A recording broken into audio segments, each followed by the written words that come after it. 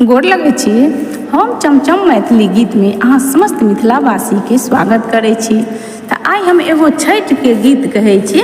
दूटा गीत एके में लागल अछि, तऽ अहाँ सब ई गीत हमर जरूर सुनब, देखब और हमर चैनल के सब्सक्राइब, हमर वीडियो के लाइक जरूर कऽ देबै। जय हे छठ मैया।